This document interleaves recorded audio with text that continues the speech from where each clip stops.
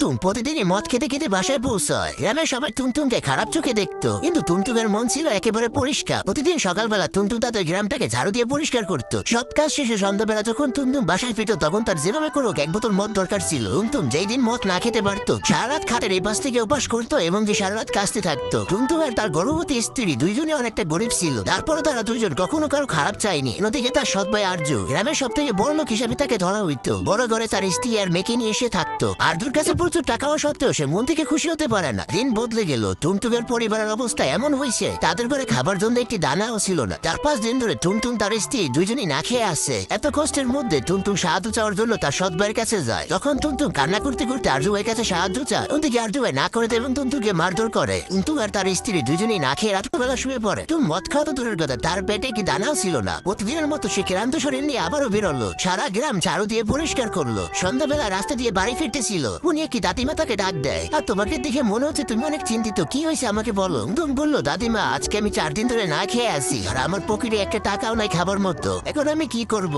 তখন দাদিমা বললো, তুমি কোনো চিন্তা করো না, তুমি একটা কাজ করো, আমার এই বক্সটা আমার বাসায় পৌঁছে দাও, আমি তোমাকে এমন একটা জিনিস দিব যেটা দিয়ে তোমার ভাগ্য পরিবর্তন হয়ে যাবে। টুন কোনো কথা চিন্তা না করে দাদিমা সেই বক্সটি বাসায় দিয়ে আসে। তারপরে দাদিমা তার আলমারি থেকে একটি ভাগের একটি চরকি বের করে দেয়। টুন বলে, দাদিমা এটা তো সাধারণ একটি জিনিস। তখন দাদিমা বললো, এটা সাধারণ কোনো জিনিস না, এটা তুমি বাসায় নিয়ে যাও, এইটা হচ্ছে জাদুর একটি চরকি। শুধু একটা কথা মনে রেখো, এটা থামানোর জন্য এর উপরে একটি লাল কাপড় দিয়ে দিতে হবে, তাহলে এটা কখনোই থামবে না। টুনটুন চক্রিটা নিয়ে বাসায় চলে যায়। টুনটুন চরকিটি নিচে রাখতেই বলে, চরকি চরকি কতগুলো মদ দাও আমাকে। উঠ করে চরকি থেকে অনেকগুলো মদ বেরোতে শুরু করে, কিন্তু এগুলো থেকে অনেকটা ভয় পেয়ে যায় এবং চরকিটিকে থামানোর জন্য তার উপরে একটি লাল কাপড় দিয়ে দেয়। তারপর আবারও চরকিকে বলে, চরকি চরকি আমাকে তরকারি দিয়ে দাও। এরকম করে তাদের ঘরে যা প্রয়োজন ছিল সবকিছু চরকি থেকে নিয়ে নেয়। কিছুদিন পরে টুনটুন একটি দোকান দিয়ে ফেলে, আর দোকানে এসে সবকিছু বিক্রি করতে শুরু করে দেয়। দেখতে দেখতে কয়েক বছরের ভিতরেই টুনটুন অনেকটা বড় লোক হয়ে যায়। আমি সব থেকে ধনী ব্যক্তি এখন টুনটুন হয়ে গেছে। আর এইসব দেখে আরজুবের অনেকটা রাগ হচ্ছিল। তবে মনে মনে বলে, কিভাবে কি হয়ে গেল, এত কিছুদিন আগেও আমার কাছে সাহায্য চাইতে আসছিল। একদিন রাত্রবেলা আরজুবাই লুকিয়ে দেখতে গেছিল যে টুনটুন কিভাবে এত তাড়াতাড়ি বড় লোক হলো। জানলা দিয়ে দেখতে অবাক হয়ে যায় এবং সে বুঝতে আর বাকি রইল না। পরের দিন আরজুবাই সেই চক্রিটাকে চুরি করে বাসায় নিয়ে যায়। তার আগে বন্ধুরা, অনেক কষ্ট করে ভিডিও বানায়, তোমরা ভিডিওতে একটা লাইক দিয়ে চ্যানেলটাকে সাবস্ক্রাইব করে দাও। লাইক সাবস্ক্রাইব করলে তো তোমাদের হাতে ব্যথা হবে না, উল্টা আমার ভিডিও বানানোর আগ্রহটা আরো দ্বিগুণ বেড়ে যাবে। তুমি মনে মনে ভাবে এইসব বাইরে ছেড়ে আমি দূরে কোথাও চলে যাবো। আরজুবাই তার ফ্যামিলি দূরে যাওয়ার জন্য ব্যাগটা গুছিয়ে নেয়। তারা একটা নৌকো দিয়ে নদী পাড়ি দিচ্ছিল। তখন আরজুবের ওয়াইফ তাকে জিজ্ঞাসা করে, আমাদের কোথায় নিয়ে যাচ্ছ,